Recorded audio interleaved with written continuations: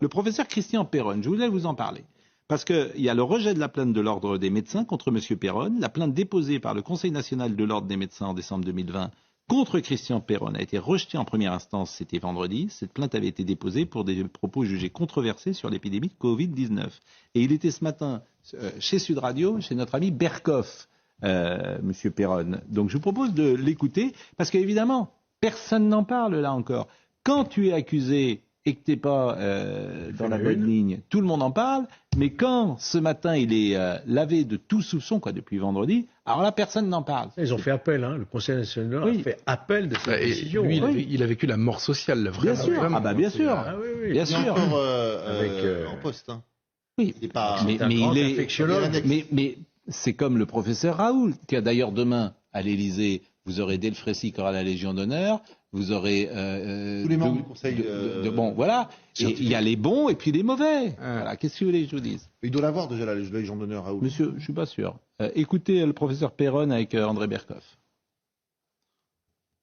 Moi, évidemment, je suis très heureux, mais bon, je m'attendais pas à un jugement aussi favorable, mais ce qu'il faut voir, c'est que les représentants dans les différents conseils de l'ordre, parce qu'il y a les conseils départementaux, régionaux, nationaux, c'est quand même des représentants des médecins de France, puisqu'ils sont élus par leur pairs. Bien sûr. Et moi, quand je vois l'énorme soutien que j'ai de toute la France, de tous les médecins généralistes, spécialistes, alors ils n'osent pas l'ouvrir parce que ils ont peur si se manifestent publiquement, ils risquent des sanctions, des attaques, et ils ont la trouille.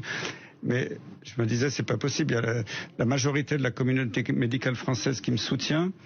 Et là, j'étais ravi de voir que le Conseil de l'Ordre, c'était vraiment le reflet de la communauté médicale française. Il a été démis de ses fonctions quand même de chef de service fin 2020, suite au dépôt de plainte du Conseil national de l'Ordre des médecins. Il devrait demander sa réintégration avec cette décision.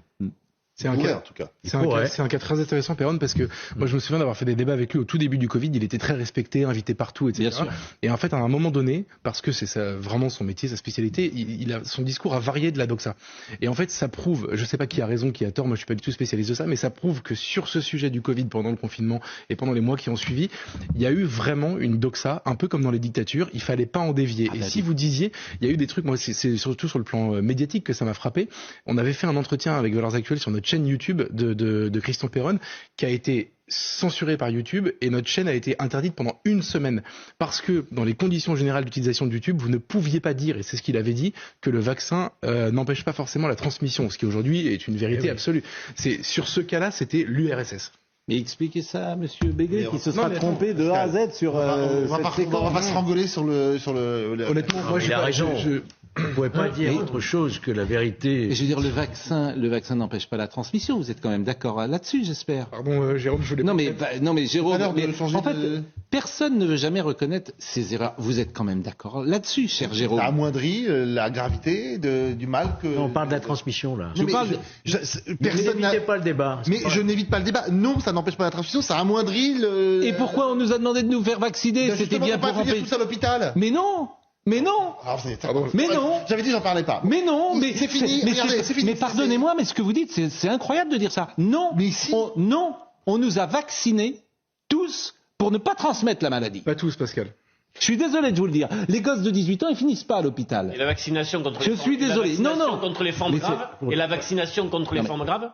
Mais ça, c'était pour les personnes à ce moment-là qui terminaient à l'hôpital. Mais il n'y a pas de gosses de 10 ans. Aujourd'hui qu'il fallait insister là-dessus. De 0 à 30 ans, il n'y a pas de mort.